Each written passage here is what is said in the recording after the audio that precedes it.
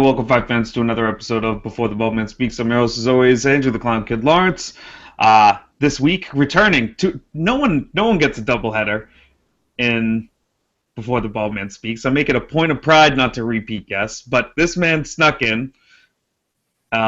It's probably just because of popular demand. It's probably because the people out there love him so goddamn much. You know him from Half the Battle. You know him from Best Fight Picks on Twitter. The man Daniel Levi. How you doing, brother? Doing amazing, man. I mean, first of all, thank you for having me back on the show a second time in 2 weeks. John fucking Lineker, man. I mean, what else is there to say, dude?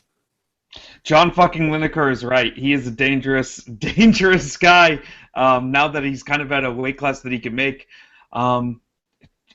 I don't know. I think I've constantly discounted John Lineker in every big fight that he's been in since he's moved up the weight class. I always thought that the size would finally catch him.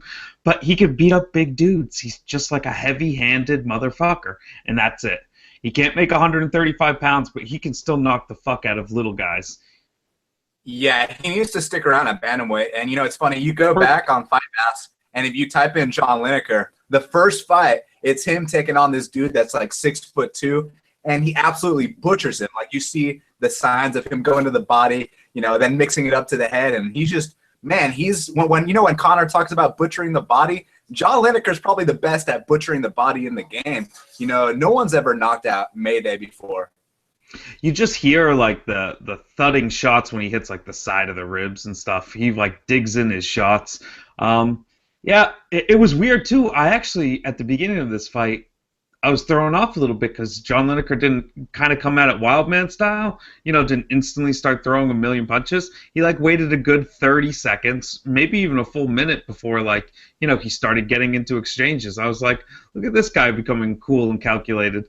I read this wrong. I thought I thought Michael McDonald was going to have, his way with him a little bit. I thought that he'd been in bigger spots and that he'd, acquitted himself better and was a guy who was a gutsy fighter, at least in my mind. But goddamn, that power of Lineker just was the great equalizer, you know? Yeah, absolutely. You mentioned how they were both super calculated and patient up front. And, I mean, rightfully so, man. You got two knockout artists like that, as you saw. You know, any shot can change the fight. Both guys got rocked. I know Lineker is the one that ended up with a knockout victory, but make no mistake about it, McDonald rocked him too. They were exchanging some heavy blows, and I guess the better man won. Now he called out Dominic Cruz, and to be honest with you, I know a lot of people are saying, "Oh yeah, Cruz would smoke him," but you know what? I'm not convinced, man. I'd take the shot on Lineker, to be honest, man, because look, Cruz is he's amazing, obviously, but he is kind of on his way out of the game, 4 years off, coming back, going to decisions with Faber and stuff. But I think Lineker's the fight to make. We already saw the TJ fight. Let's see Lineker in there. I mean, how exciting would that be, dude? I think that's a great piece of matchmaking, and some people might think it's too early. I say, why not? You just beat a guy like Michael McDonald. I think that earns you a title shot in the 35-pound division nowadays. Who cares? It's a fight that people want. It's a person that people get excited for. And Dominic Cruz said he wants people, in big fights. That's a fight that people will get up for. And you talk about Dominic losing a step. He's got that plantar fasciitis or whatever that is, and you take away a lot of his foot movement, and Lineker has a stalking style, so it'll be really interesting to see Dominic Cruz's footwork and that whole game being really put to the test, because he's going to try to walk him down the whole time. I just don't think that Dominic's power will be significant against a chin like John Lineker either. So it's a fascinating matchup in my mind. A good piece of matchmaking there. Michael McDonald here, kind of a guy who had a lot of potential, and maybe 2-3 years ago you would have said, "Hey, look for this kid to be a champion. Look for this kid to really shake things up." Where do you think his career goes from here? Because he's taken some bad losses in some big spots. I still think he has a lot of potential. I mean, he's still young, and he just ran into John Lineker tonight. There's no shame in going toe-to-toe with a guy like Lineker. When you go toe-to-toe with Lineker, it's 50-50. Either he's going to go down or you're going to go down. There's no in-between. And this was Mayday's first knockout loss. And, I mean, he still showed me that he's tough enough to hang in the UFC, because you recall that first time that he got dropped. He got back up. He could have taken a knee and turtled up and let the ref come in and intervene, but he didn't. He got back up. kept fighting. That to me shows me he's still got some fight left in him. So, let him take some time off, heal, and then maybe come back and fight a guy like Thomas Almeida.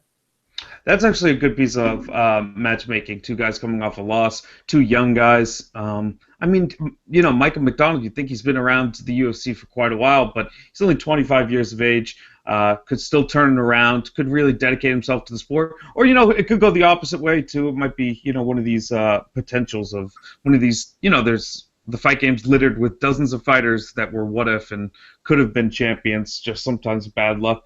Or a couple losses in the wrong spots dictates how your career goes. Actually, Thomas Almeida, that makes perfect sense too. Because what is Thomas Almeida? He's only in his young 20s, 22. Yeah, he's a very young guy, and man, he's got so much potential. I'm actually glad he got that first setback out of the way now, and not when he challenges for the title, because I do really believe that Tomas Almeida has the potential to be a future world champion, dude. Yeah, and it's tough because that's going to be a buzz chipper of a division in 5 years or so, and that's when these guys will kind of all be hitting their primes. We'll see who burns out. We'll see who's in it for the long haul.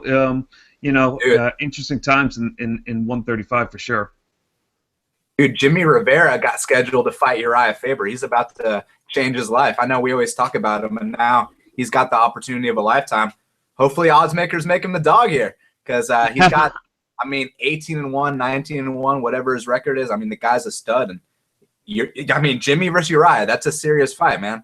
Yeah, well, anytime Uriah Faber fights, it's a money-making event. He's a very big name. He's a very marketable guy. He markets himself well.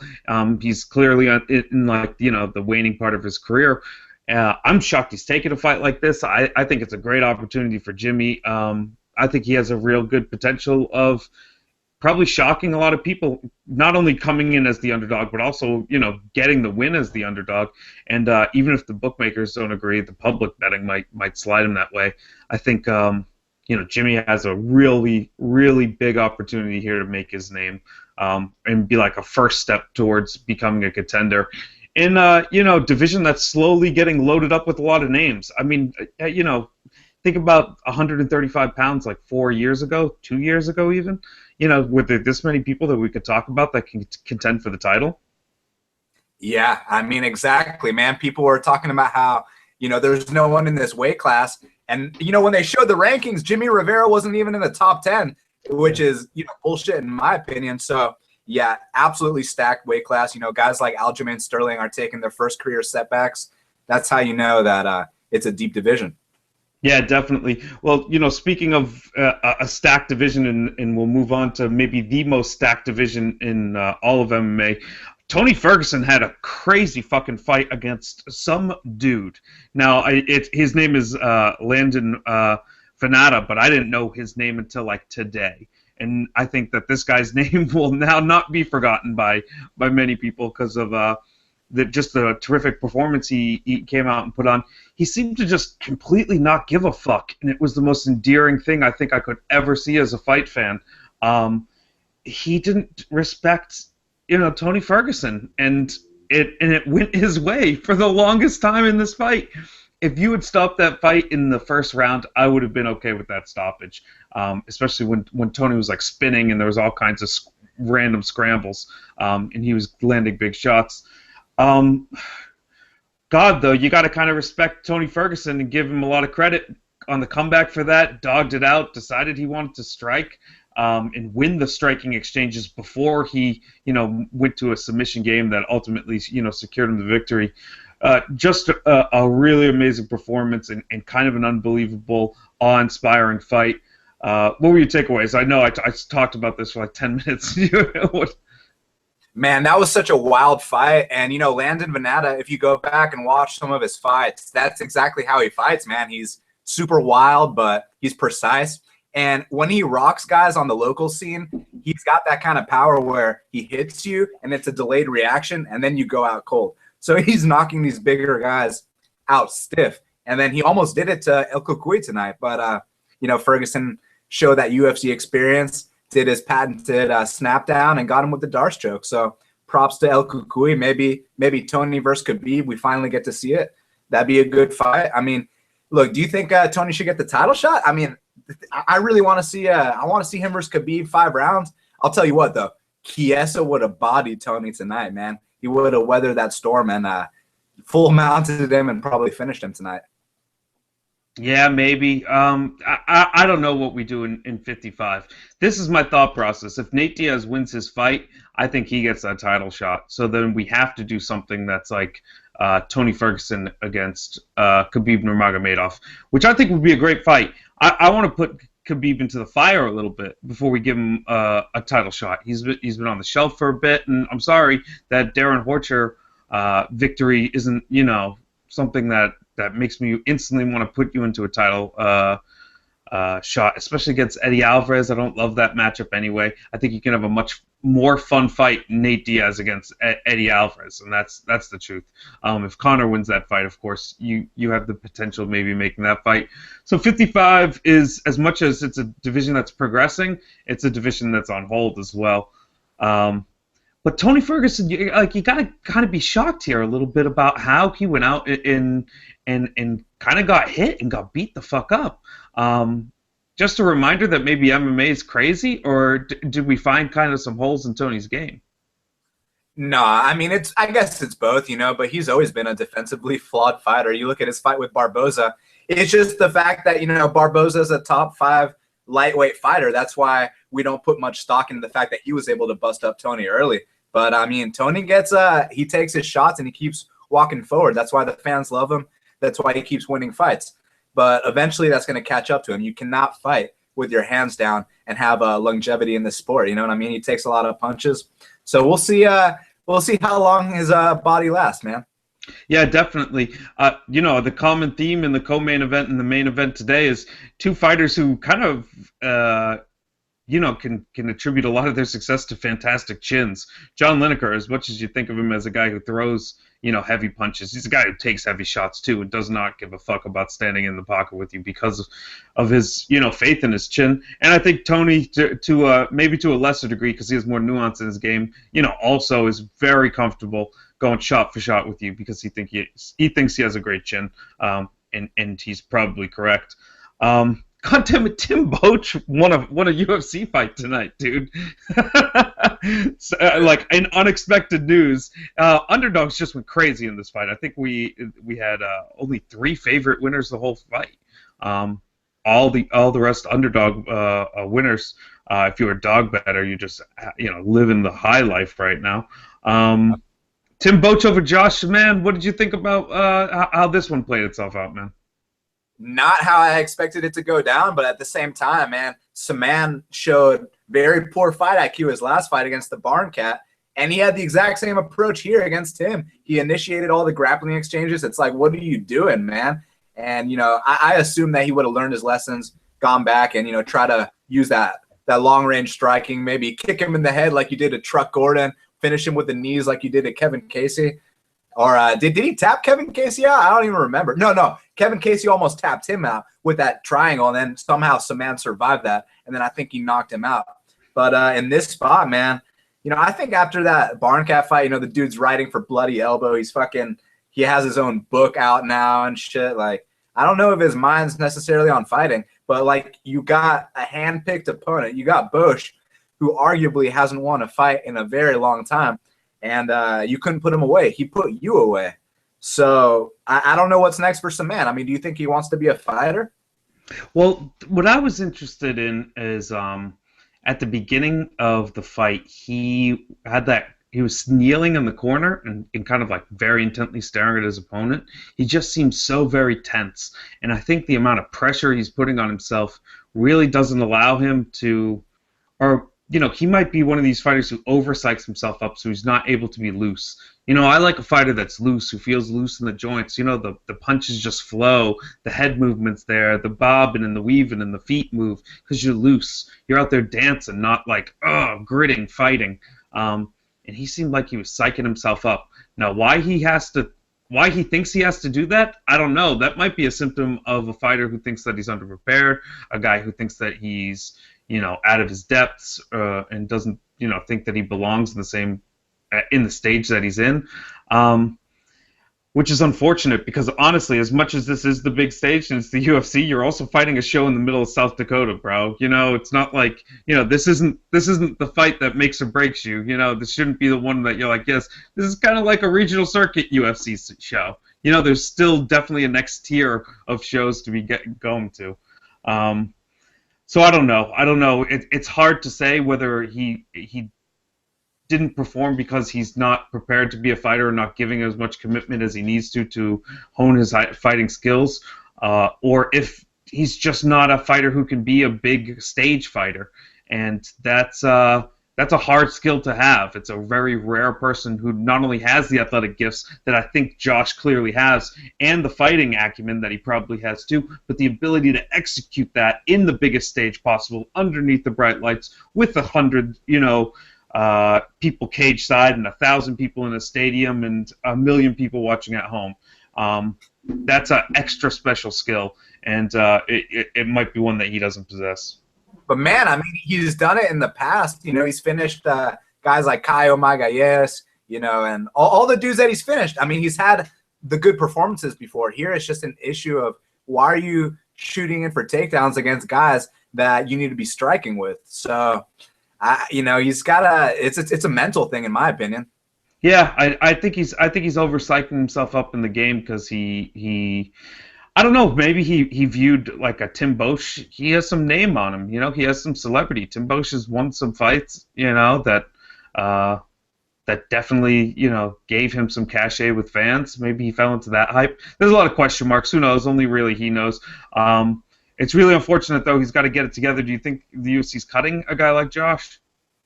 At most, they'll give him one more. Yeah, you think so? Yeah, I mean, possibly. We'll see. I mean, Bosch was coming off 3 straight, but then again, he's put his time and he's paid his dues. With some man, though, I mean, how many Twitter followers does he have? You know what I mean? We gotta see what the deal is with his popularity. I really don't know. So I would not be surprised if they cut him because it's not like he was showing much improvements. They don't want to cut him, so if he goes to Bellator, he takes all that press coverage with him. What press coverage? Okay. Right. I think were both of these fighters Ukrainian? Alexander Alexei Olenek. Thank you, and Daniel Jesus Christ, man, this is not for me. Broadcast is not for me. Pronouncing these names is not for me. What are we going with there? Omililanchik? Omilunchizuk? I mean, you got it right the first time, man. Omilanchuk. Oh, really? That was a complete shot in the dark. Omilanchik. That's a pretty... I guess you go with that. This fight was terrible, man. It was a majority decision win for Daniel, but god damn it. I don't want to watch that fight again. I don't want to talk about it. Can we move on? Okay, sure. I was impressed that Danny actually got up from takedowns for the first time in his career against a guy like Alexei, but Alexei was coming off those knee surgeries. He got popped for the meldonium. Actually, Daniel did too. I mean, it's kind of... Everyone has to take it. It's like in the food in Russia, bro. What exactly is meldonium? Pardon my ignorance. I don't know. It's some sort of performance enhancing drug, but I think I read a thing recently that it doesn't even really help all that much. But there's a big scandal with it in the Olympic Committee. Oh, this is what happened, right? So it used to not be banned, so a bunch of Olympians and athletes were using it, and then it got added to the banned list. But it stays in your system, so people were taking it legally, and then when they banned it, they were like, okay, I'll stop taking this meldonium. But then when they took a test for it, they pissed off for meldonium, and they're like, yeah, I stopped taking it 6 months ago. Of course I was taking it before it was illegal. That chick in tennis got busted for taking meldonium. Yeah, it's crazy, man. So it's funny because normally when most guys pop, there's that flag for potential USADA violation. With Daniel Omilanchuk, it was like, all right, guys, he tested positive for meldonium, but since it's very popular in Europe, and since we just changed the guideline, we're going to let him fight on the meldonium. So, it's all good, no biggie. And then he goes out there and busts this dude up. So, I mean, I have no clue what meldonium does, but he got the victory, right? He should totally make it his gimmick and come out in a costume that's like Meldonium Man, like like he's a super powered person because he's on meladonium. Yeah, I don't even think it's all that effective, honestly. When I read the thing, so I'll give him the pass too. I don't think he won because of the meladonium. I'll give him props for getting, taken down only for one round by a very old man with bad knees. Kyle Noak, oh how the mighty have fallen. Kyle Noak lost a submission in the final seconds of the second round, and when I say final seconds, I mean the final second of the second round. Kita Nakamura gritted out a tough fight, losing the first round in my opinion. Getting tagged up. He did all right in some exchanges, but clearly was on the losing end of most of them. And just had a gutsy performance. What did you think about it?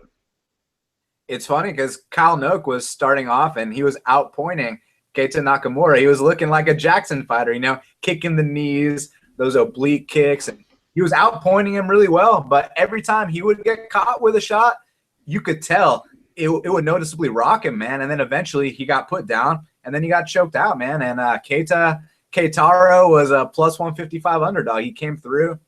And, man, it's interesting with this guy because a lot of people just have, the memory in their head that, oh, he was getting his ass whooped by Li Jingliang, and then out of nowhere he tapped him out. But he actually dropped Li in the first round of that fight. So this guy's no slouch. And then in that fight with Tom Breeze, it was a very competitive back-and-forth grappling fight. So then he goes out there against Kyle Noak, drops him and submits him. I mean, I think we got to give him a step up in competition. Yeah, definitely. Kyle Noak, despite his diminishing game, is still a name, and I think anytime you get a name like that, you need to take a step up into the next level of talent. Say what you want that he, that maybe this was lucky or couldn't have been done to a less aged fighter. Say that he's an underdog in all these spots, and but when you get the wins, you gotta respect those W's as actual wins, and he has to take a step up in competition. I got a tweet here. From Brad Tashik, and he's got a little message for you, Dan. He says, "Hey, Clown Kid, tell Best Fight Picks to get the fuck out of here with that toe-to-toe with Lineker's 50-50 bullshit. It's more like 90-10 Lineker." What's he talking about there? Were you saying that on your show, like going toe-to-toe to Lineker? It's like a coin flip. No, I think I said it on your show because him and McDonald were trading. They were hurting each other, and then McDonald ended up being the one. Then Lineker ended up being the one putting McDonald down. Whoa, I missed that. No, I think that as much as Michael got his shots in occasionally, and he had some moments there, I think that it was very evident that those shots were not impacting John nearly as much as John's shots were on Michael. He was just blowing up the kid's poor face, and he couldn't help but visibly show that he was taking them very badly. Yeah, that's one of those cases where it sucks to not have a wrestling background to fall back upon, because with Mayday, he's a live by the sword, die by the sword kind of guy. So when he took one of those shots from Lineker, he was like, oh shit, so it's like that. When these guys get hit by Lineker, it's a completely different ballgame. When he cracks one of those body shots, you see the look on their faces. Yeah, I think Brad might be correct here. Maybe it really is 90-10. So I want to see what happens when Lineker goes in there with someone like Dominic Cruz, polar opposite styles. It's going to be interesting because it's going to start off and Cruz is going to outland Lineker just by sheer volume. But I want to see how Cruz reacts when he gets hit with one of the big hooks of Lineker, because you see the looks on these guys' faces. You see guys that don't ever get knocked out by anyone. I mean, McDonald's been in there with Barao. He's been in there with Faber. He's been in there with everyone. This is the first time he's ever been knocked out. So, shit, man. I mean, Lineker can fucking crack. I mean, we've known that for a long time. Well, let's campaign for this title shot. I love this campaign for the title shot because it's all based on power. Let him knock out TJ real quick in the meantime. And then give him I think that's actually maybe a more compelling fight for some reason in my brain, TJ against John Lineker. But just give him the title shot right away. That's a lot more fun. And it may be that he's the only real significant KO threat, consistent KO threat in the 135-pound division, despite that he's small as fuck. And that could be cool as hell. You know what I mean? He's like a little Tasmanian devil throwing all kinds of wild hooks. He doesn't have technique on the level of TJ or Dominic, but that doesn't matter. Who cares? Let's have some fun, crazy shit happen. It's MMA. Clearly, that's happening in every other division. So let's get 135 going crazy. Speaking Dude, of which, I wish that fight between Lineker and Cody Garbrandt ended up happening like it was supposed to. It was scheduled, and then I think Lineker pulled out, and then that Tanquinho dude filled in. Man, that would have been good. I mean, obviously, I think Lineker would have KO'd him, but at least, you know, maybe Cody could have withstood him. Because look, I didn't think Cody was going to knock out Thomas at all. I didn't either. Yeah, I was shocked by that too. That whole exchange was just me being completely off. I thought that if anyone, Cody Garbrandt had a poor chin, it was going to get exposed, and it just wasn't that at all. That'd be a fascinating fight between John Lineker and Cody. That's a hard one to pick. I wouldn't even know who would end up being the favorite. But yeah, fascinating division, 135 pounds. I was talking about before you started. I was going to transition by saying another division that could use a fucking curveball is 125 pounds. And Luis Smolka has an idea of how to throw a wrench into the normalcy of Demetrius Johnson repeating over and over title defenses. He wants an interim title shot against Wilson Reese. What did you think about that request? That was awesome because it's in my hometown, and you know DJ pulled out. We need a big fight, so you know what sucks though? They gave some random dude the fight with Wilson Hayes. Like I don't even remember his name, so I'm he's a newcomer. He's debuting. Man. UFC debutant. That's what the UFC thinks about Atlanta, man. So I'm kind of bummed out. No, but it's gonna be good, you know. But with that said, man, I mean DJ's time is coming. You know, I wonder if he's gonna be the guy to tie Anderson's record. You know, he's 2 title defenses away. He's got 8 right now. Anderson had 10. I'm gonna go on record and say he's not. He's gonna be. He's gonna lose his belt. Not maybe the next one. Maybe the one after the next one.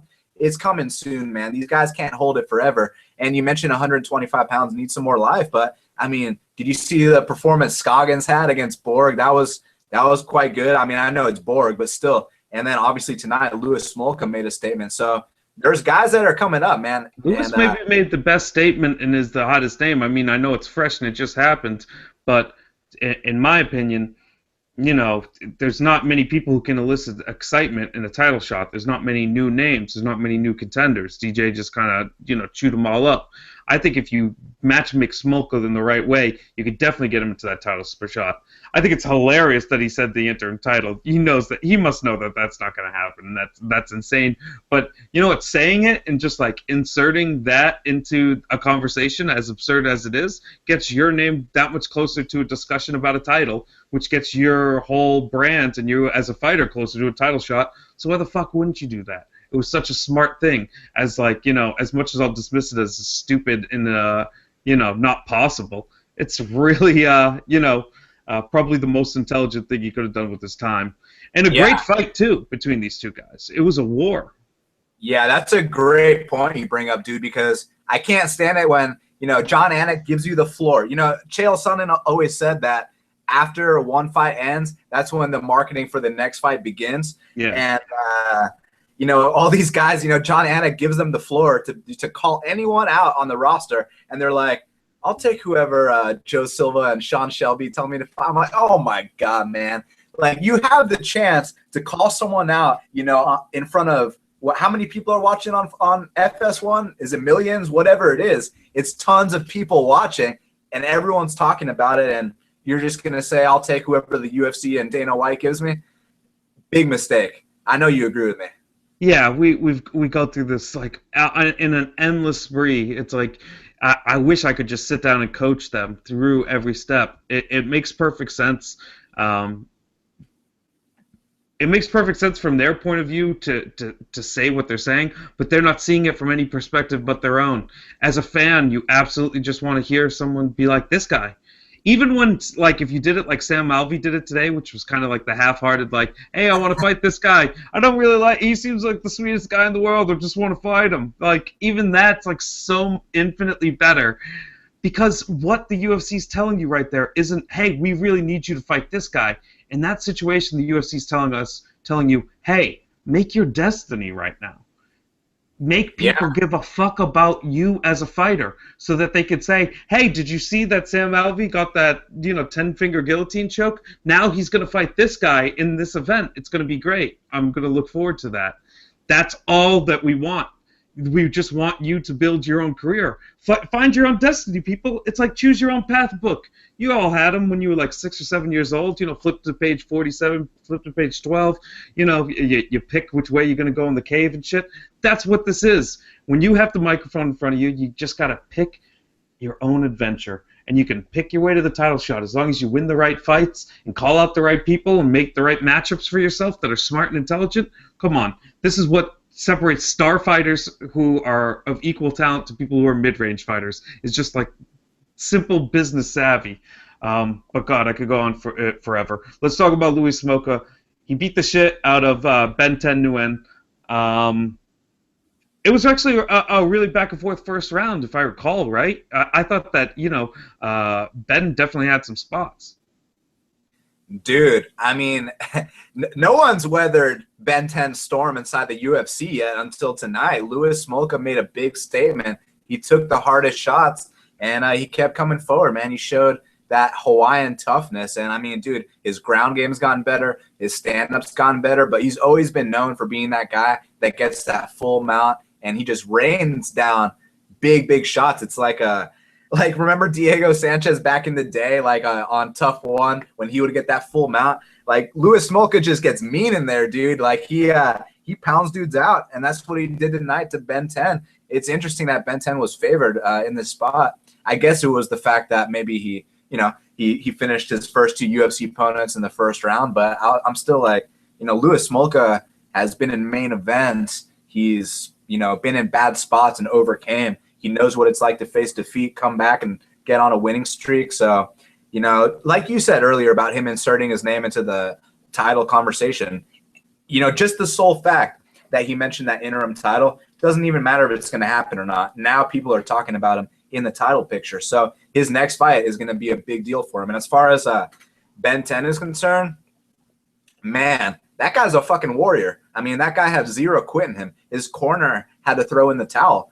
He could have... Which I respected a lot. Side note, corners, when your fighter's taking substantial damage, you need to care for your fighter. Save him from himself and further injury.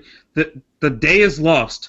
Fighters can turn around their careers after losses. This is MMA, not boxing. Throw that towel and save you guys some brain damage, please. And refs, stop fights earlier. Herb Dean was on the side of two fights that could have easily been stopped earlier, and I think need to be stopped earlier for the safety of fighters and just for the longevity of the MMA community. Yeah, Sorry. Definitely. What was the other one? What was the other one? What, the two that I objected to? Yeah. I thought that the Tony Ferguson fight, there was. I think there's a really good argument for actually stopping that and giving the win to Venata in the first round. Okay. I mean, I wouldn't have complained just because I had a bet on the under, but I had a bet on Mr. Ferguson as well. But if I'm being objective on this whole thing, I really think that that Tony looks like he was out of sorts there, and there's a real good argument that it could have been stopped. I mean, it could have been stopped, but I'm glad it wasn't because he came back and he won. What about Courtney Casey against Christina Stanchai, whatever? Well, I mean, that chick was done, bro. She was covering up. She didn't want to continue. Unlike Ben 10, when the ref was like, work to improve or move or whatever he says, Ben 10 showed that he was still in the fight. The chick fighting Courtney Casey, that was all she wrote, man. She was ready to go. That's why he kind of did let her take a couple elbows. Oh, you thought that one went on too long as well? Yeah. Yeah, I don't disagree with you. that's what I'm saying. Like, even if you want to discount the Ferguson fight, we got two fights that are that just went on too long for my taste, and I think it's a constant problem in MMA. I think we need to be more willing to give a fighter a loss. A guy isn't completely knocked out. That's not a reason why you shouldn't, stop the fight. I think that it's fine not to need people to go completely unconscious to be called out. All right, we got these prelim fights, Dan. We got a lot of them. Let's fast forward through some of these things. Although Caitlin Coogan, Caitlin Kuchian, is that what we're going with? Chukagian. Chukagian. Okay, wow. All right. Poor Lauren Murphy. Showed up and was gritty and took the first, but the hot huts and all of those jabs started pumping for Caitlin, and she seemed to take the fight later on. Oh no, it was the second round that Lauren Murphy got the takedown, so we went into the 1919 third. But third round was where it mattered, and Caitlin stayed the fight in stand-up round in her game. Clearly outstruck Lauren Murphy. She was wearing it by the end of the fight and had a bloodied-up face. A pretty good fight at an interesting weight class, and some girls who were kind of in that level, searching for building a win streak and potentially getting into some real events and a title shot potentially.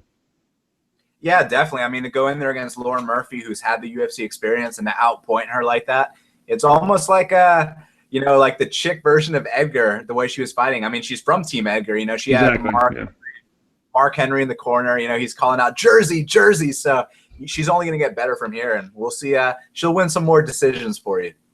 Yeah, I'll definitely look for her to maybe clean up a little bit of the, her fundamental game is really great, but I think there were definitely times in this fight where she wasn't all that, offensively minded. She was very aware of the spacing and wanted to keep things at a certain range, and didn't want to get into that phone booth fight with Lauren Murphy. And maybe that's the right decision at this point in her career, but to become a real action fighter at that division and to just evolve in, Mark Henry's style, she'll soon start taking steps forward and planting that pivot foot to get power into some of her combos and look to really counter strike, and that I think will be when she becomes a really interesting fighter and potential to actually do something in the division. Yeah, I agree with you there, man. So make sure you guys keep betting on her by decision. Definitely. Sam Alvey got a choke. He didn't knock someone out today. That was a surprising thing. If you'd said someone was going to get the submission victory here, I think definitely Eric Spicely was the person people were looking for to do that. But Eric Spicely in this performance just didn't look to be UFC level. Is that a nice thing to say? No, I mean, it's the truth, man. I mean, you'd think if he loses this fight, he'd get knocked out. He actually lost at his own game. The one way Spicely was going to win this fight was jiu-jitsu, and then he got tapped out with that nasty, I think it was like an 8-finger guillotine choke, a 10-finger? Yeah, the 10-finger guillotine choke. But maybe it was 8, 9 in there? Yeah, I know, like 8.5. Yeah. It was actually like a chest choke because all the leverage, he had him under his belly button. It really proves the danger of taking a sloppy single leg shot. You can easily put your neck out there, gets trapped in a bad situation, and I think it definitely helped that he was rocked. But Sam Alvey's enough of a veteran that he's going to snatch onto a neck and he can choke the shit out of you. He's a strong guy too. You got to watch yourself. Yeah, Alvey just saved his UFC career. Yeah, and I think Spicely is about to get his walking papers. Yep, that's about it. And Courtney Casey with a really great TKO victory. It comes at 2 minutes and 36 seconds of the first round. This is one that I said, maybe she landed a couple elbows too many for my taste at the end of this fight. Christina looked like she had a swagger about her in the pre-fight and before the fight started, and I think she actually believed it. I think she was super confident and thought she had a talent edge, and that just wasn't the case. Courtney kind of manhandled her, got position, and that's all she wrote. Yeah, That is all she wrote, man. And, you know, it's funny because with Courtney Casey, her first 2 fights in the UFC, she lost decisions, but she got fight of the night in both of them. And she went to her opponent's hometown and took him on. You know, she fought Joanne Calderwood in Scotland on like 10-day short notice and got fight of the night. So she's been getting paid pretty well in the UFC. So, yeah, she's going to be your exciting fighter in that division. Yeah, we'll see if the UFC gives her it. It'll be kind of hard to compete for a performance of the night bonus on this card. Hot Sauce Holtzman beat Cody Pfister.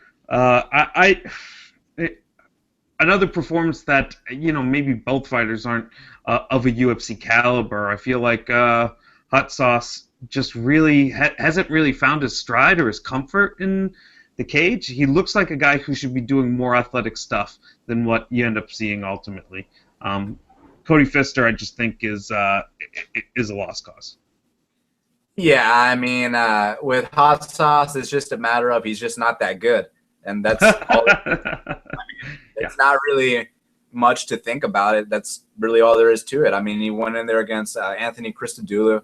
Yeah, he put him away in the 3rd round, but he struggled to do so. Then he loses to Drew Dober. Then, I mean, he struggled with Cody Pfister. He got dropped in the 1st round and wasn't able to put him away either. I don't think, right? It was a decision, right? No, it was a decision. Yeah, exactly. So, I mean, like, you know, maybe my cut them both.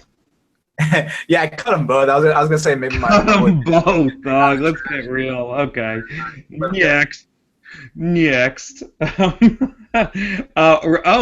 Yaha beat this dude from Looking for a Fighter. So that show has been rounding up the talent at an elite level, right, man? Yeah, it's funny. The dudes have been on skids lately. No, the deal with Lopez was he actually fought Hani Yahya pretty tough. It's just that Hani Yahya does what Matthew Lopez does. He just does it better. And Lopez will have a bright future, but, you know, you don't just come into your UFC debut against a guy like Hani Yahya and try to out-grapple him. It just doesn't work like that. So he got his nice little lesson out the way, that first setback, that first loss. And I think Lopez will be back stronger. As far as Yahya, I mean, shit, man. Is there anyone we need to build up in that division? I mean, maybe after Cody Garbrandt takes care of Mizugaki, but I feel like they're gonna move him up after that. I mean, yeah, maybe no, he's shooting up. No, you can't put Hani Yahya against him. What about like you think Tomas Almeida rebound? No, even that they're probably not going to give. Yeah, they'll probably make Yahya fight like some debuting 35er, bro. They'll shove him on some Brazil card as like the Fox Sports 1, you know, second to last fight. Right. Yeah. That guy's got a tough luck, you know. He's got to fight 2 nobodies until he fights another name. But Hani Yahya, he'll be forever just like floating outside of ranked. That's my opinion. Yeah, I mean maybe him and Burchak. That's a good fight. There you go. Those are names that make sense. But it's good, you know. For some reason, Hani Yahya, you know, it's a funny sounding name, so it's memorable too. He gets a little bit of love for being a dude who can choke you the fuck out in a weird situation. Yeah, definitely. I mean, he fought in the WEC, so he's definitely a vet and well respected among the hardcore fans. And then there was the curtain jerker of the night. Alex Nicholson took a KO victory in the final seconds of the first round over Devin Clark. I didn't even watch the fight. Did you see it, bro? Yeah, Devin Clark started off strong. It was in his hometown, and then Nicholson caught him and knocked him out, and that was about it. And then Nicholson, he had his post-fight speech. Everyone was booing him because he knocked out the hometown guy, and he started off well. He addressed the crowd well, but then he fucked up. He's like, you know, if you're against me, then I'm against you, and all this shit. And then that's not how you win the crowd over, dude. You know, he was doing so well when he's like, you know, my opponent, I respect my opponent so much. He's a great fighter. I love you guys. You've been amazing. But then, you know, he should have left it at that. But then he had to be like, well, if you're booing me, it's me against you. I'm like, oh, my God, bro. You just fucked up, man. You just lost all the fans you made. You just lost. Well, here's the thing. When you're doing a post-fight speech like that, you just have to ignore the boos. If you're going to play the nice guy route, you have to just pretend they don't exist. Be like, thank you all. I respect you all very much. South Dakota's a really great state, man, and you guys have been great hosts. And thank you for everybody and all your time. You guys are a great crowd, and I'm sorry it didn't work out for you guys, but thanks anyway. That's it. Yeah. Game over. Pick one and go with it. Pick one and go with it. Exactly. Or you do the fuck you, boo me, fuck you. You know, there's no middle ground. You gotta pick your battles here. And the worst part is he's not even thinking about the long-term hustle, which is the people watching at home. So all we saw was you get some mixed message, that thing that kind of wasn't entertaining. Now, if you had just actually went complete asshole and started baiting the crowd after knocking out their boy, then you would have won over tons of fans on the outside. You would have been a known asshole, and then people would have given a fuck about your fight. So the lesson here: always pick one way to go. Commit to your goddamn character, people. Get it together. Yeah, 100%, man. You can't be the nice guy and the heel. You got to be either or. You know, John Jones struggled being both, but once he decided to go full heel, everyone loved him. Everyone loved him. You just have to be an asshole. I think there's just not enough assholes. There's too many nice guys in the UFC. As awkward as it is for a sport that's about hurting other humans, there's just too many nice people in it. You need more people to just be genuine assholes. I plead with you, UFC fighters, if in your private life you're actually a douchebag, be a douchebag to everyone on the microphone, and you will instantly become paid more. All right, dude. Sean Shelby time. Giving out the bonuses. Who are we going to pick? Give me 2 performance of the night bonuses, if you would. All right. So, performance of the night, Tony El Kukui. Fuck, I got to give 2. All right. So, let's do this. Okay. Lineker and Smolka. Lineker and Smolka. Okay. Lineker gets it for, of course, his KO victory in the first round, 2 minutes and 43 seconds. And who'd you give the other one to? Louis Smolka. You got to give him some extra. Oh yeah. Hey, Louis Smolka could use the dough. Yeah, TKO victory in the second round, late in the second round, a crazy fight. I'm giving away my 2 bonuses. I'm going to give one to Smiling Sam Alvey because he pulled up my heartstrings and he said that he's having a kid. So I want to throw the dude 50 G's. There's a problem in MMA when a dude has to talk about how he's got a kid on the way and please pay me, you know, that he's depending on the bonus for this kid. You know, that's a conversation for another time. And I'll give the other one to John Lineker because that's just a crazy KO. And Michael McDonald really is a very high-level dude, in my opinion. So that was probably the most relevant MMA fight that happened today as well, and it ended in dominant fashion. So John Lineker and God, wow. And Sam Alvey. Thank you so much, brother. What's your fight of the night, man? I mean, it's got to be Tony Ferguson versus Landon Venata, right? I mean, that was absolute chaos, dude. Like, it might be the fight of the year candidate, right?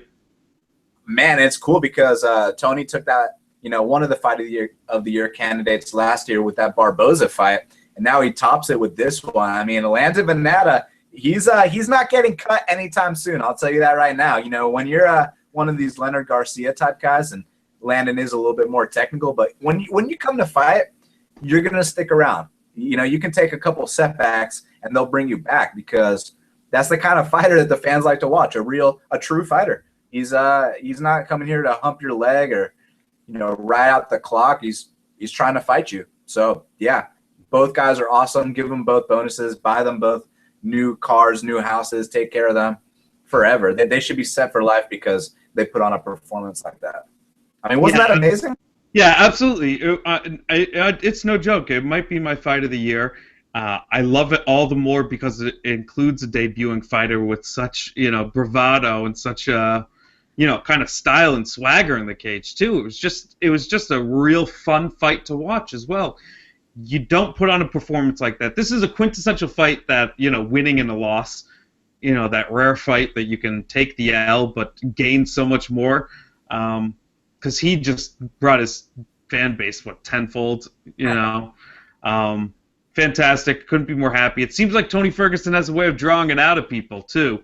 I think a lot of it had to do with Tony's stubbornness and his want to win that fight in a stand-up way. You know, I think he knew that if he wanted to grapple, that would have worked out for him. But once he got hurt in the stand-up, that only made him more stubborn to win the stand-up exchanges. And only in the second round, when he started clearly kind of, you know, streaking away and really establishing the jab, and he was winning. He was just landing combinations at will at some points in the second. He had that Superman punch that was big and put him really dazed. Like only then did he decide to go for the submission. So I think maybe a lot of this actually falls on Tony Ferguson as well, and how he brings it out of other fighters. Give a letter grade to the whole card, man. There's a lot of good fights tonight. What do you give it? 8.5. B plus. I mean, it was a solid card. Lots of underdogs won. There were lots of finishes. There were back and forth fights. Not too many boring fights. It was a solid B plus, man. I enjoyed it. I thoroughly enjoyed this event a lot. Yes, absolutely. This was a fantastic event. I give it an A. This fight card was more exciting than UFC 200. Would you agree with me? I mean, obviously. I mean, look, it didn't have the name value, but that doesn't mean shit. It's about watching exciting fights. That's the best thing. You can't manufacture great MMA. It kind of is just a thing that organically happens on a weird Wednesday night.